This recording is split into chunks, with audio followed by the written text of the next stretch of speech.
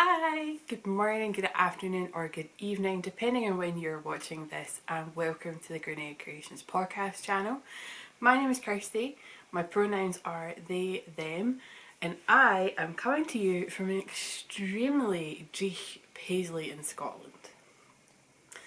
Okay, so this video is not going to be a typical podcast. It's a let's prepare for Tour de Fleece, which starts on Friday and today is Tuesday. I've known it's been coming for a while, and I have been trying to get things off of bobbins. So I got 4 little things here that have come off bobbins recently. I am not frantically, but I am trying to get my combo spin finished. I'm filling up a second bobbin just like this one on my Ashford e-spinner. If I'm being perfectly honest with myself, I don't think I'm going to get this finished in time to get these bobbins freed up. I've still got quite, not a ton of fibre to spin up, but I reckon this is going to be quite a lot of plying. These bobbins are very full. It's going to take a while to ply this up. I wouldn't want to rush it and mess it up. I would want to take my time, be very careful about it, and therefore it's going to be a long process. But anyway, I have decided to record this film just to kind of go through some of the fibre that I could spin, and then I'm going to do like a vlog style again for Tour de Fleece, like what I done last year. Sorry Teresa, I have a cup of tea. It's 9:30 in the morning, of course I have tea. Although it's probably going to burn.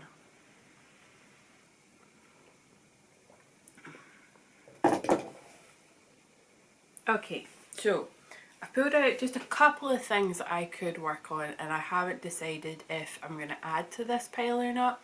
So what you see now in this video against what I start spinning come Tour de Fleece could be a little bit different, but because I'm doing a combo spin, which isn't complicated, but I've decided I want something fairly easy to spin this time around. Excuse me. So I'm thinking just going from a braid and not having to chop and change and everything that's involved with doing a combo spin.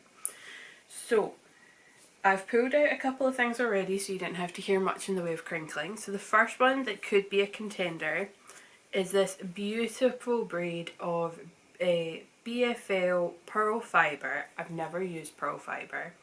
Merino and Stellina, and this is from Sealy McWheely. I picked this up at Perth last year. Quite a few of the things I'm going to show I picked up at Perth last year. So this is a really gorgeous braid of fibre with some greens and yellows, pinks and purples, and a really gorgeous grey as well. So that's contender 1.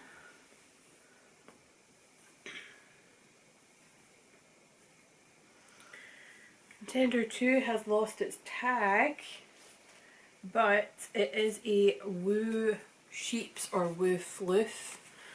So it's this gorgeous tonal purples with some reds.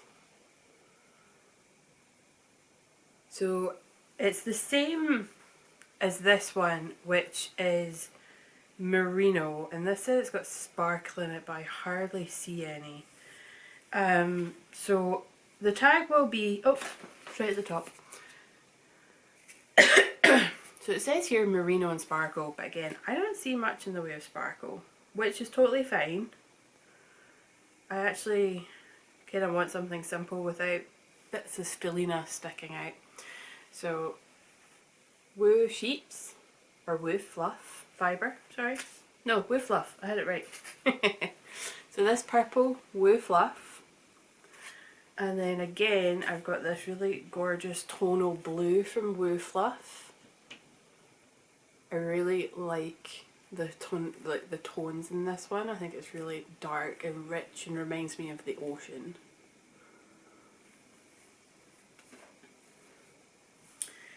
And then, oh no, we've got a bit of a bat brought out. Excuse me, sorry for coughing. Okay, so we've got from Wish You Were Here 100% Merino, this very summer influencing one. Isn't that gorgeous? You think a wee bit like tequila sunrise or a sunset on a beach. So that's really, really nice. I just love how squishy merino is and how soft it is. And then another one from Wish You Were Here, which I'm pretty sure this might be a winner. I love this colour so much. So you've got like I would class it as a teal. Some people might just say it's like a just green. And then kind of purples, pinks, orange and yellow. And it's really, really gorgeous. And there is some undyed sections in it as well. So this one's really, really pretty. I really, really like this one. When I saw it hanging up at the stall at Perth, I just knew it was going to be coming home with me. I just knew it. Next up is this Blue Faced Leicester from Queen of Pearls. I've had this in my stash for quite some time now, so it really would be good to get it used up. And this has, I think this is just quite a nice subtle colour. Like, it's not bright and neon. You know I love my neon though. So there's kind of like muted pinks, purples, oranges, a wee bit of yellow, just a hint. And then when the colour kind of fades, it just gets more kind of pastel. So it is really, really lovely. And again, that's BFL, so Blue Faced Leicester.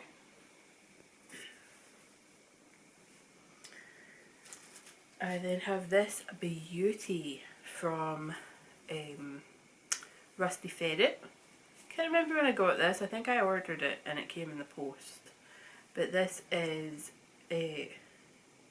Right, I'm going to say it wrong. So don't come at me because I know I'm probably going to say it wrong. Kiviot? So this is British Kiviot. And I love this. Like, I'm not sure how this looks not in a braid. Like, I'm very curious to unravel this and see, because I want to know how I'm going to do my spin. Oh, I think I'm not doing that. I'm doing that from the wrong end. So I have this idea in my head. Oh, okay. Never mind, I figured it out.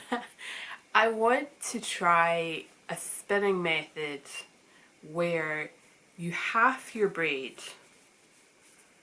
and then you spin that half from end to end, and then the other half that you half it again and you spin it end to end of each. I don't know how to explain it, but I kind of want to try that method, and I don't think it would work with the way this braid has been dyed. It might more be suited for this one because it's got, because of the way it's dyed. I wish I knew technical terms, but I don't. It's also far too early in the morning and I keep an eye on the time because I start work shortly. I do love the colour of this one. I really want to see how this one spins up. I don't think I've ever spun with Kiviot. So it would be very interesting. Like, it feels very nice. But it looks like one of those ones that sounds so negative the way I just said. I don't mean it in a negative way at all. It just looks like one of those ones that the fibres would just grab on so well to each other and it would just be such a pleasant spin. If I get out of the way. Okay, and I got two more. that are current contenders. I have more fibre upstairs, but Scott is working, so I couldn't go in the room and get the fibre. There is this gorgeousness that Rosie dyed up for me as part of our Christmas swap a couple of years ago. And so this is me losing my voice. 70% superwash merino and 30% nylon, and it is called Christmas Morning. So we've got this one,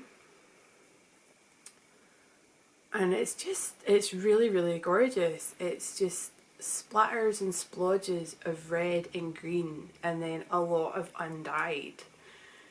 The only thing is like when you spin that, the fibre just gets so muted because you're stretching and pulling the fibre out. I think it could look really, really gorgeous in just such a like quite a nice muted colour when it's spun up. That would probably make a really good chain ply actually, and you know how much I love a good chain ply. Sorry folks, I don't know why I'm coughing so much this morning. I've definitely not drank enough since I got up.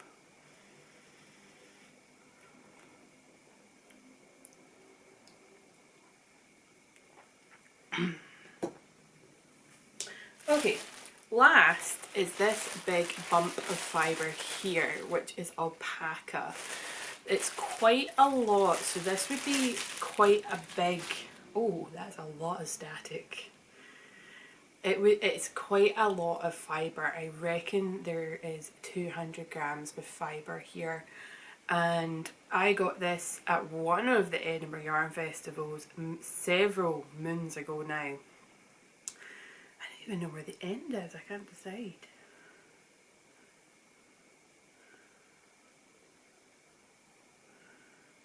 Oh, it's so hard to tell. You don't want to just randomly rip a bit. Here, is it tucked in? Nope. Ah, found it. Okay, so it comes off in small slithers like this, and then you can either draft it more so that it's even finer, or you could probably spin it like as thick as it is, which is a bit too thick for me.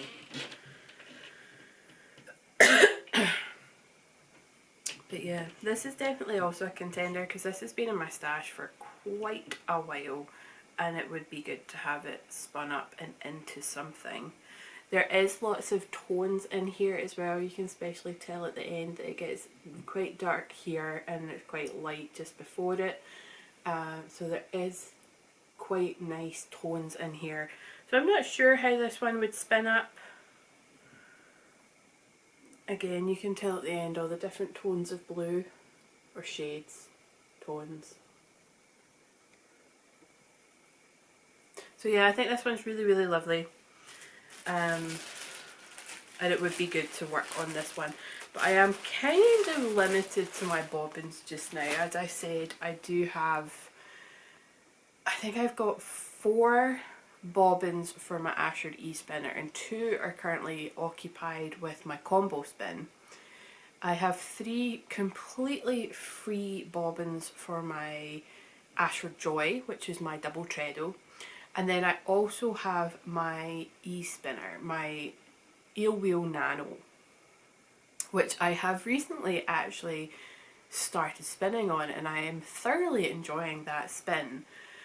But I should have waited for Tour de Fleece, because I could spin on that for hours and not really know how much time has passed. I'm enjoying that spin so much, and I could probably still spin up that fibre because I think I have 8 bobbins for the Eel Wheel Nano, and I'm only using 1 just now, so I could change out and use a brand new bobbin and use that going forward for Tour de Fleece. But if I'm also being honest, I would just love a brand new spin. It's kind of like knitting in the sense that I never have enough whips. So if you were to ask me right now which one I'm gravitating towards, it would be this one for certain. This is definitely the one that I'm aiming to probably work on. And then if I have a close second, I'd love to work on this one, just to get this one out of stash. It's been a couple of years now. I think we're looking at about 6, maybe even 7 years that I have had this in my stash. So that's quite a long time for fibre. But we've got to remember that I still have a lot of fibre, and then I've still got all the stuff upstairs. So if you would like to see which one I actually do pick, stick around and there will be a Tour de Fleece vlog going up in the next couple of days. I don't know if I'm going to record, like, post every single day. I feel like that's quite a lot of effort, and at the moment I am recovering, my body is trying to heal, so we'll see. It might be every 2 or 3 days, it might be every day, you'll just need to wait and see. But if you are interested in my Tour de Fleece journey this year, please do stick around. And for those that are wondering, I am part of team, let me get this right, Tour de Fleece 2022 IVKN Willigans. So I'm part of Team Willigans, which is part of my IVKN, which is the International Virtual Knit Nights. And if anyone's curious about that lovely group, I will post the details down below in the description box. They kind of function through Ravelry, which is where you get a lot of their information, and they have a lot of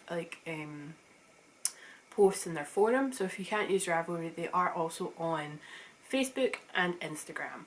So I will leave that information down in the description box below. But I better get to work. I log on in 8 minutes. So thank you so much for watching. Stay safe, and until the next Tour de Fleece video,